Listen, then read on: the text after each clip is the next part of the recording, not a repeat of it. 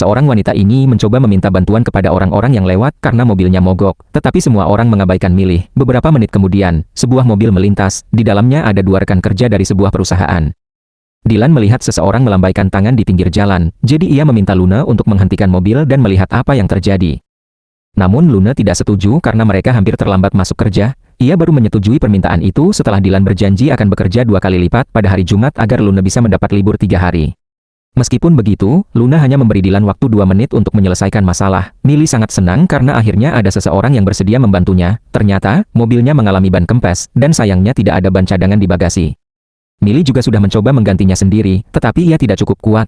Sebagai orang yang baik hati, Dylan tidak ragu untuk membantu Millie. Ia kembali ke mobil dan berkata kepada Luna, "Beri aku 10 menit, aku akan mengganti bannya secepat mungkin." Namun Luna tidak setuju karena hari itu ada wawancara penting di perusahaan mereka, dan itu adalah kesempatan bagi Luna untuk mendapatkan promosi.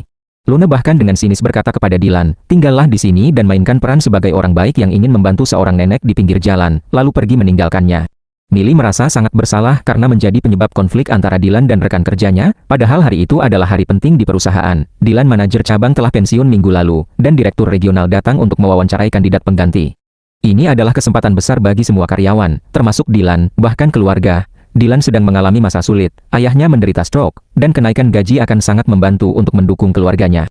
Setelah mendengar hal itu, Millie merasa semakin bersalah karena membuat pria baik ini kehilangan kesempatan promosinya, namun Dylan hanya tersenyum dan berkata dengan sederhana, "Membantu orang yang membutuhkan adalah cara kita menjadikan dunia ini tempat yang lebih baik." Sebagai bentuk terima kasih, Millie menawarkan untuk mengantar Dylan ke kantor menggunakan mobilnya dan memintanya agar tidak menolak. Sementara itu, Luna mendapat balasan yang setimpal. Mobil yang ditumpanginya tiba-tiba mengalami ban kempes, dan ia pun berada dalam situasi yang sama seperti Millie.